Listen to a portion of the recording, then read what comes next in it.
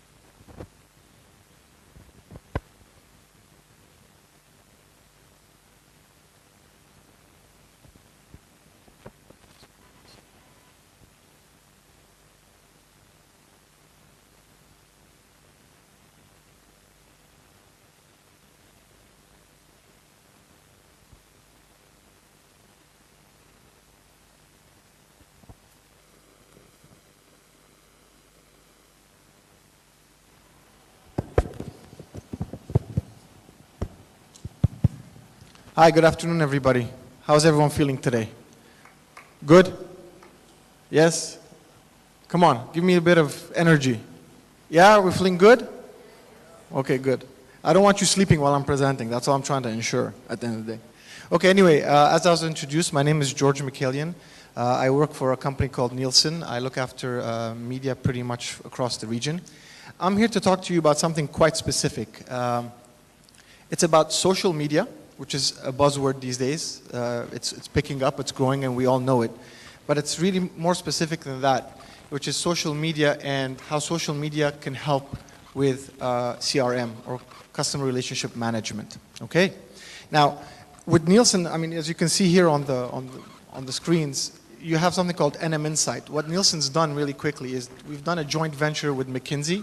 And the reason we've done that is ultimately Nielsen has the tools to measure, and McKinsey basically is an expert at, giving digital marketing insights. So we thought the two is a good combination, and ultimately that's how we kind of provide insights to our clients, by marrying the two companies.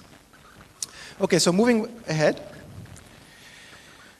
As all research companies do, we like to set context, and we do that by giving you lots of numbers and charts and graphs. But I'm not going to bore you with too many of that, but I do want to contextualize a few things about social media. The first and foremost is the growth of social media. On the left side here, since I don't have a pointer and I apologize for that, here, what we're showing is ultimately the growth of social media amongst internet users going from 50% in 2003 to 81% in 2011. That's a huge growth. On top of that, we all know Facebook and Facebook's growth. We have over 900 million, I believe, users now on Facebook itself. And the time spent, it's not just the number that's really big and impressive. It's also the time spent on the platform itself, which is about 55 minutes. Then we have YouTube. I don't think anybody in this room can deny the fact that video is growing and the importance of video is growing. And YouTube is a pioneer in that. The growth of YouTube from the time it was founded to go to 60% amongst internet users globally, and these numbers are global, so I'm taking you from global and we're going to go into a little bit of regional and into Egypt, is phenomenal. Okay, so what do we do with all that? What does that, the question is, what kind of opportunities does that really present to potential customers that we're trying to get? Now that we've set the scene a little bit, so what's the usage? How are people really using social media? We have a good idea, but let me just kind of try and crystallize it for you, okay? We did a survey, and what the survey is telling us is that most people use social media for family and friends, with 89%, with family contacts, friends at 88%, and finding new friends at 70%. Then they look at lifestyle and entertainment. But what's really interesting is the fact that people are actually on social media sites talking about products and talking about services. And every time a customer or a consumer talks about it, we all know it can get amplified extensively. So we've moved away from the traditional marketing scenarios. You're no longer really sheltered. You're actually, as a brand today, as a company, if you're venturing into the marketing world and you have an online marketing, you're exposed and you will be vulnerable at some stage. So what do you do and how do you handle it? And that's one of the things we're going to talk about today. Some more statistics coming back to the Middle East region. In the Arab world, we have about 27 million users of Facebook. And Facebook is the biggest that we're talking. So we're basically going to talk more a little bit about Facebook than anything else. 36% of those Facebook penetration is 36% of the total users within the MENA region, which is a huge number. We have 36,000 new Facebook users every single day. 44% log in at least once a day, and 75 at least once a month. Now, the bigger chunk, the pie chart itself, you can see that you have Egypt as a very leading percentage of that, which makes Egypt the biggest market. And to kind of dig into that a little bit, to contextualize further, Egypt's internet online growth has increased from 2002 to 2011 to be 33% of the population. And out of that, there are 11 million users on Facebook. So as you can imagine, there's quite an amazing potential of engaging current, existing, and potential customers, right? So that's the part of the exposure. And the phenomenal part about Egypt when you look at this, and I think our friends here at Social Baker are here, when you look at the growth over 6 months, it's 21%. Now, we all know part of the reason of that growth is the revolutions that we've been experiencing in the last year.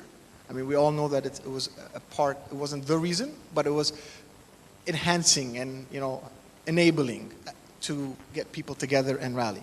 Now, the key here becomes, or the question really is, if it could do that for a movement, as a company today, the question you should be asking is, how can I make it do that? How can I make people move for a brand, for my brand, right? And there's many variables, but the variable we're going to talk about today is really about customer satisfaction and customer relationships, okay? Another interesting fact is that social media is not really restricted to your computer.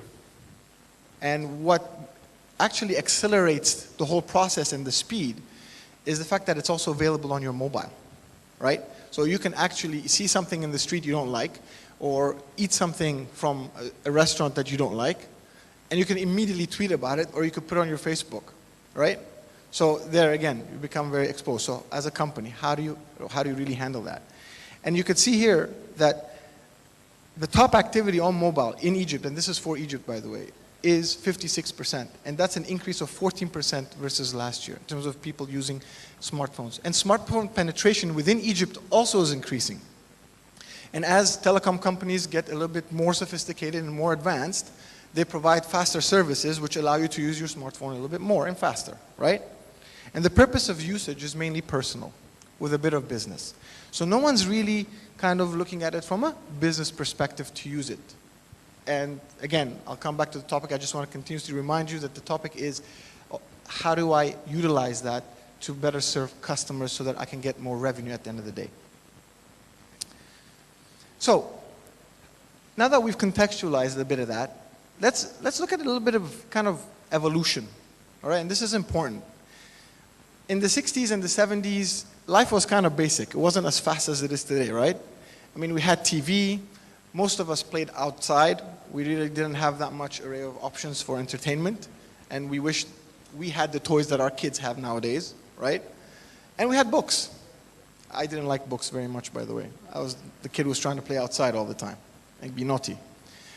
And in the 90s, we started getting mobiles. We started getting consoles. We started getting, internet on our computers. It started to get introduced, and the use of PCs came into our lives, and emails. And today, we have such an array of options. We have mobiles, we have tablets, we have TV screens, we have consoles. And one thing that all of these things have in common, these screens, is that they're all connected to the internet. And they can all access social media. even TVs today, you have smart TVs, right? Anybody have smart TVs here? I don't. Okay, great. I'm sure you have one. If you didn't, I'd be worried. So smart TVs themselves are trying to kind of, as Samsung will probably tell you, the gentleman here, they're trying to kind of adapt to that technology and see how they can use it to their benefit to give them an edge, right? So what does that mean to me, or what does that mean to our customers? What it means is that all of a sudden, they have access to not one screen, which used to be the TV, but they have access to multiple screens. They have the tablet, they have the mobile, and they have the laptop. Now, another question I'd like to ask, how many of you here watch TV and have your tablet and your mobile next to you? Oh, wow. Okay, next question. How many of you watch TV and actually are on your tablet PC doing something, or on your laptop, on your mobile, answering emails? Okay, it's a consensus, right? So what that means is that you have to your fingertips the ability to comment, influence, and direct what you feel is important to you in your life, right? And what we saw in the room, the consensus here, is not much different than the world. And unfortunately, I don't have figures related to Egypt, but I just wanted to share with you what we've done globally, is that multitasking, when people are watching a TV program, 57% check emails, 44% check unrelated info, okay? And another 44% visit social media network sites, okay? So not much. Actually, I think this room had more than that percentage, okay? During a commercial, because obviously you're not concentrating on the TV channel anymore, or the program, but the others stayed the same. And then 45% used to download applications, 34% checked, sports scores, 29% looked at information related to the program. So if you're a media owner, that's very important, because the question that rises is, how do I direct my, an advertising slot on TV, which is 30 seconds, back to online, and how do I get them to interact between each other to maximize, the exposure of my brand? Because you only have maybe 10, 15, 30-second slots on TV. Online, you can get a lot more engagement, right? So one screen, two screen, big screen, small screen, it all becomes part of that process. And again, your brand becomes exposed, and it becomes vulnerable to what's being said on the social media space. So that also means that people can complain about you more, they can praise you more, they can recommend you more, and they can caution about you more.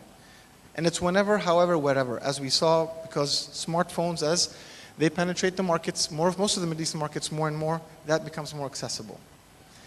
Now, another interesting fact is that emerging markets, which is the small kind of humans on the bottom left and right, 32% of people online, okay, actually, in the emerging markets, actually use social media as a form to try and get some kind of customer relationship feedback from companies. Whereas in the West, it's only 10%. And that's high. Because what that means is people are looking for quick answers, and they're looking for good answers on this platform, because it's a form of engagement. Yes, I'm not suggesting in any way that call centers are going to go extinct tomorrow, okay? No, they are going to be there. And if you're a business that you have that, then it's very important to take this into consideration. But they are looking for that, okay? So what does that again mean to us if we're a business that need that? Well, customer satisfaction to most of us is at the center or at the core of everything we do. Happy customers means more money. Simple formula, right? Nothing too complicated about it. But getting a happy customer is very hard. Getting an unhappy customer is extremely easy, as we all know. Okay? And I'm going to quickly show the impact of that a little later as well, and why, again, customer satisfaction and customer relationship on social media becomes important. So, just a quick map here. Why is it that we should take note as companies or brands about social media and their impact? First of all, I don't know, you probably all know this, but 53% of Egypt's population is less than 24 years of age. This is not a Nielsen survey, this is a general survey, okay? And that means that you have, or we have, a very young population. And young population also means that they're very adaptive, and they're quick adapters to new technology, and they're born into this social media world. Most of us here, I can assume, we're very young, I'm sure, but most of us are adapting to this new kind of way of life. Whereas a lot of our children are born into it, and there's a huge difference. So what it does is it actually amplifies, okay, the future generation's expectations of a brand or a service. Okay, so very, very important to make sure. So whatever customer satisfaction processes and policies you put in place today is ultimately going to have definitely an impact in the next 10 to 15 years. A lot of companies are using online marketing. Most companies have a Facebook, most companies have a Twitter. A lot of people are, a lot of companies are trying to figure out and crack it and see how they could use it, and where's the ROI in a like, okay, where's the ROI in a follower at the end of the day. It's something that a lot of people are looking into, but no one's really cracked it yet. There are various theories out there. But it's very, very important that while we're trying to figure that out, and while you're trying to develop engagement platforms, customer satisfaction again becomes the core, because if an unhappy customer decides to go viral with something, the impact is huge. So again, here on the left side, customer satisfaction becomes very important to preserve for generations to come, and even today, not just in the future. And consumers will be snapped up by competitors. If you don't look into it, competition could be looking into it, and they'll come and just kind of out of left field take you by surprise, potentially. So here, these are just some comments of kind of what you can get. And I'm sure we've seen some, or we've been a part of some ourselves. This person, Karim, he's complaining about, small business, totally unsatisfactory. The complaint center is almost the worst. Then you have some praise. So you have a combination of things, right? Now, the objective of this slide is not for me to take you through the complaints and the praises. The objective of this is that it really presents an opportunity today as a company for you to be able to engage with this customer, to be able to turn it into a positive if it's a negative, okay? And there's a lot of insight that you can get if you have a good CRM process in place on social media, because they start collaborating with you. You get to start seeing what are the flaws that you have in your service and in your system, okay? And ultimately use that to your advantage. So that's the real purpose of that. Another thing that's becoming actually interesting is the use of video, sights and sound. Text is great, which is, nice. I mean, you got Twitter, you got text. With Facebook, you have a combination. But even with YouTube, now people like this person has recorded the 1 minute that he had with a telco company, which we won't mention, and ultimately, the kind of interaction that he had with them and the dissatisfaction, and he put it on YouTube for everyone to hear. There's not much to see, but at least there's audio there. So now we know that more or less with social media and looking after your customers on social media is going to become something that is not only important, but almost not an option anymore, all right? So which are the industries that are kind of very high on that? And again, I stole this off our friends from Social Baker. Thank you for that, wherever they are here. Thank you. Appreciate that. And you could see here what they're trying to say, and please correct me if I say anything wrong, okay? All right, great. It's the response rate of different industries amongst Facebook, okay? And the response rate here, according to the subnote there, it's ultimately the interaction that someone posted and the company replied. You can see that telco 60%, followed by airlines, followed by finance. These are the top three. And then you have retail, fashion, and electronics. Why is this important? Because what we try to do here is kind of show you a bit of an example of how that relates to the Middle East and to some parts of Egypt, okay? Is that we said, okay, that's fine. So let's take that as a platform and dig in. We ran a small analysis. We have a tool called Buzz Matrix, which basically counts ultimately not only counts actually, it analyzes the type of buzz, the volumes, and the messages themselves. So when we ran a small analysis for Q1 this year, we saw that there are 22,777 related topics on just customer service on social media platforms. That's blogs, forums, Facebook, Twitter, and discussion boards, okay? Which is quite a lot. That means there are 258 comments a day, and for some reason, we haven't yet looked into it, it peaks on a Tuesday, okay? If anybody has a theory, I'm ready to hear it. But that's the day it peaks. So when we looked at the MENA region and said, okay, you know what? Top three, you have finance, and you have telco, and you have airlines. So let's look at some of those industries. And what we found in the MENA region is that we found that most of the messages are related to telco and to the finance. And 80% of customer service topics, whether it be complaint, whether it be praise, whether it be about prices or what have you on telcos, it's coming from telcos. The rest is finance services. Banking is something that I think most of us here complain about, especially with our banks. I know I do. And that's an area of improvement for banks if you're in a financial service. Telcos is the same, right? And a lot of telcos have adapted. And here are some of the examples of what some of the telcos in Egypt are doing.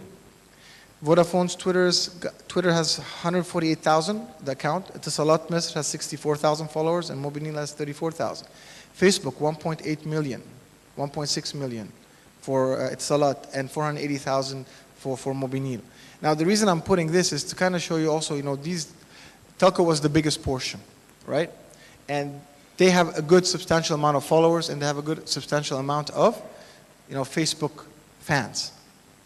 But there is a lot more to do as well, isn't there? I mean, if we look at the previous slides, you have 11 million people on Facebook. So there's a lot of opportunities. And the reason I'm putting this is to kind of just show you that example. So why should companies take care of social care?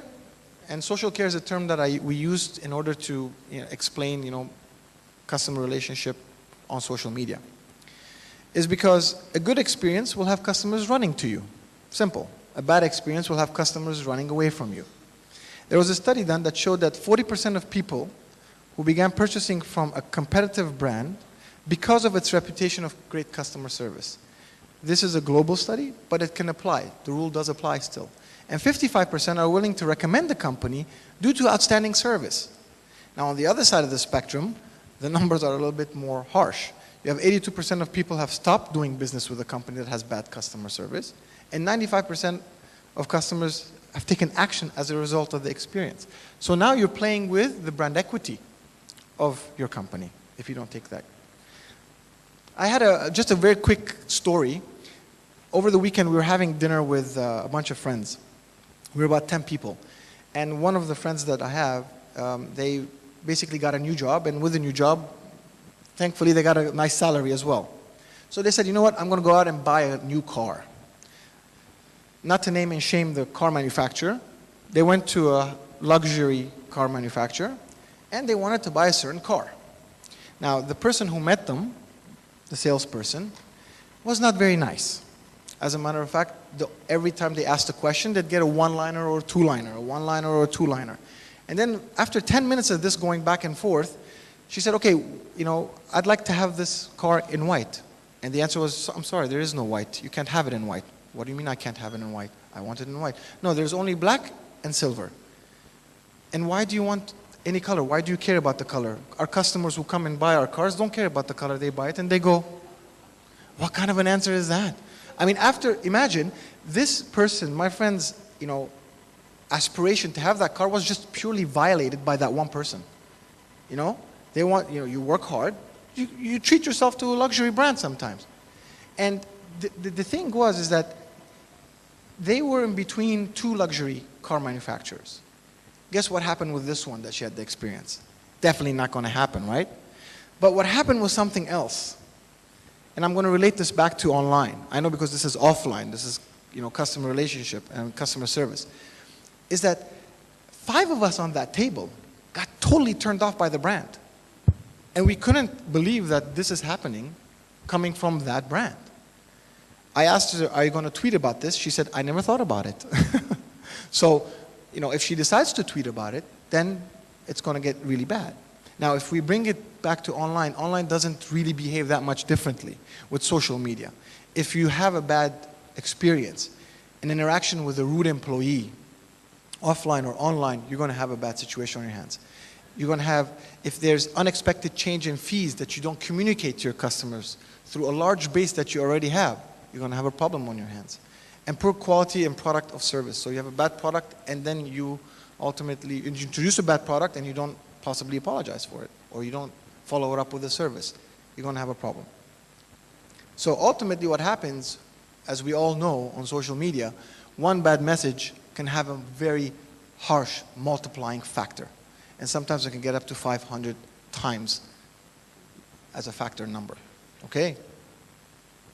So why is it important to have a positive experience on social media, and how do I do it?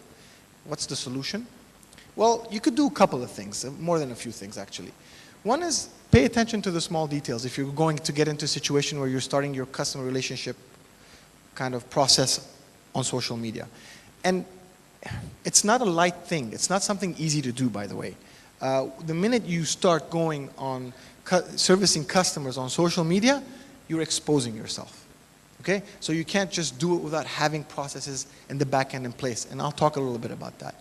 But in terms of the little things that you could do as steps, if you are doing it, is number one, make sure that you communicate properly. Make sure that you tweak a few things in your product to give that delight.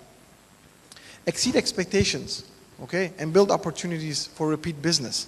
So if you have a disgruntled, try to delight them. Go the extra mile so that you can get loyalty out of that person, and then they will actually do the advertising for you, okay? Offer consistent social service and implementing social care training. And that's the part that I was talking about. It's very, very important that if you are going to go with it, you make a conscious decision that first it's going to require an investment. Hello? Okay. Maybe I'm talking too much. The batteries ran out. Okay. So, and number two is that there's a game plan. All right? There needs to be a playbook when you do this. There's a process to it. That means that people who are fronting your social media have to be trained to be able to do that. Because one wrong word from them, it could be like my friend who went to buy a luxury car. Okay? But the only problem with that, it has a multiplying effect which is a lot harsher. Okay? And the fourth is keep track of the good, the bad, and the ugly in terms of customer service experience. There are really four core things that you really should look at social media. One is monitoring it. The second is responding. The third is amplifying.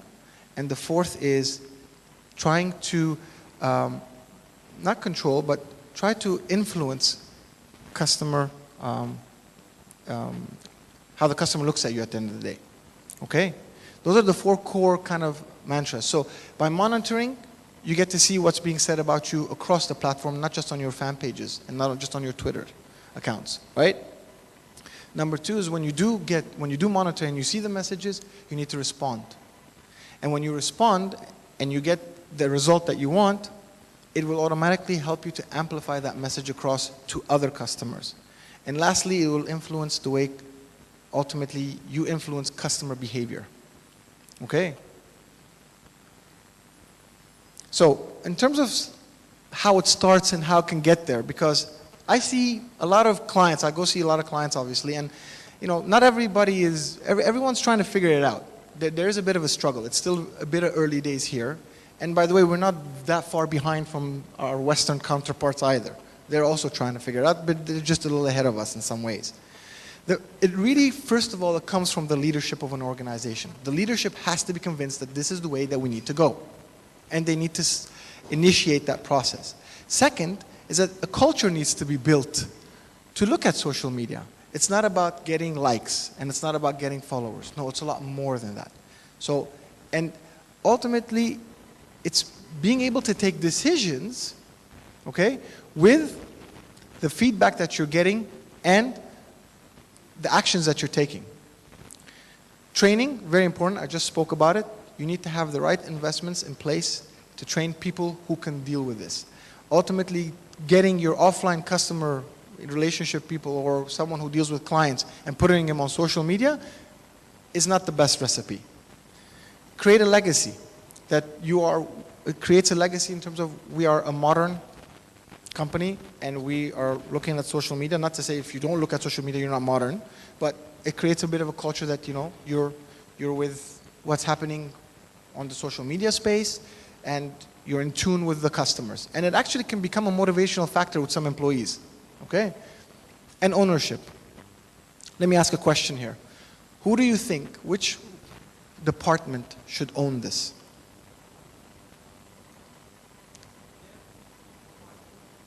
Okay. Okay, but the company has to give a department to own it. You're right, because ownership is of the company. I agree with you, you're not wrong, but it needs someone to not point fingers at, but take care of. Go ahead.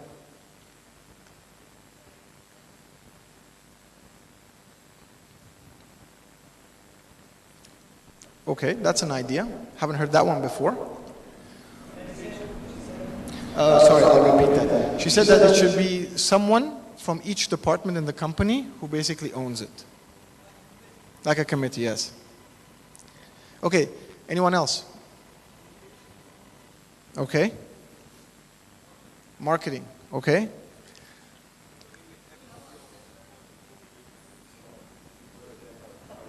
Yes. Okay, where are they? Let's get their opinion. Vodafone, Etisalat, Mobinil. Okay, so you already gave your comment. Okay, great, I'm glad to see that. What about the rest? You guys just want to add quickly? Contact center, okay. And? Marketing, okay. Vodafone? No, who is it? Okay, just a person who wants to comment. Perfect. Go ahead.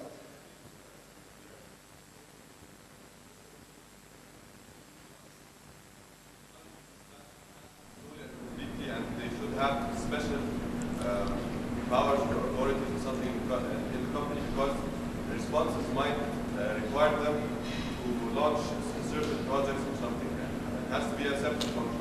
You're absolutely correct, but I have a question for you. Who do they report to? Okay. That's definitely one way that companies go, by the way. That's one way. Because and that comes back to the leadership. Because if the leadership pays that much importance to it, then they will want to report to them. So that's definitely one way. By the way, there's no one way. All the answers are, it's all, but there is a common ground or a rule that you should be careful of. Okay, last one, because I don't want to run out of time.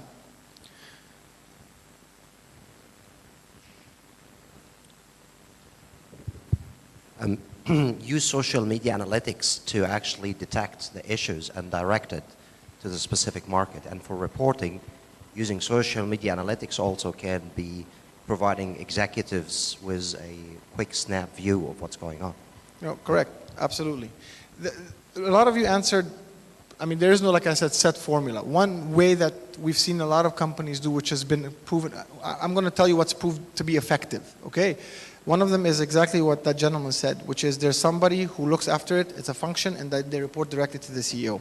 The other one is that they report to the insights head of a certain company. The third is actually, and one of the preferred, is communication. Because communication deals with the PR, they deal with the kind of thing that, ultimately exposure that they get, and they get trained to be able to answer correctly on various complaints. So all good answers, but this is generally what I've seen. I'm just sharing that experience with you guys. So ultimately, improved customer satisfaction scores is what you'll hopefully get if you do it right. Reduced escalation. Another issue is fighting fires. You can have an emergency where someone's spreading something negative, you have to contain it. So how do you create alarm systems? And that comes back to ultimately creating analytic systems that give you alerts as they happen. A common service language. So, and this is very important, guys. The experience that a customer gets through social media should be the exact same experience they get when they deal with your brand offline. There can't be any disconnect between them. And that's a very big challenge that a lot of companies have to face. Okay? improved staff morale and reduced turnover because they get less complaints, they get more happy customers, and they feel good about themselves, right? And reduced costs. And I'll come to the reduced costs part in just a bit.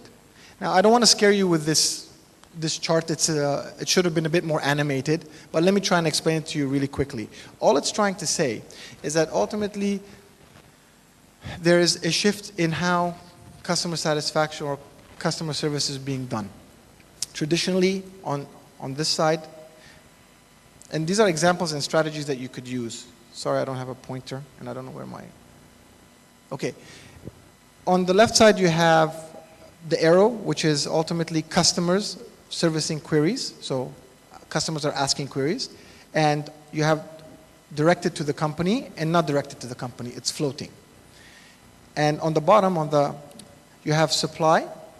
Basically, who's answering those questions? You have the company, and you have other consumers. Now, right now, we're in the A quadrant, where companies are answering it through the traditional way, whether it be through telephones or through emails or through Facebook and Twitter and doing. But there are other ways you could do it, because there are different various scenarios. One of them is that how many of you, if your child gets sick or something happens, you go on Google and you just see what the symptoms are and how you can solve it, and what medicine can you get? I think we're all guilty of that, right? Correct? Okay, so what answers do you usually get?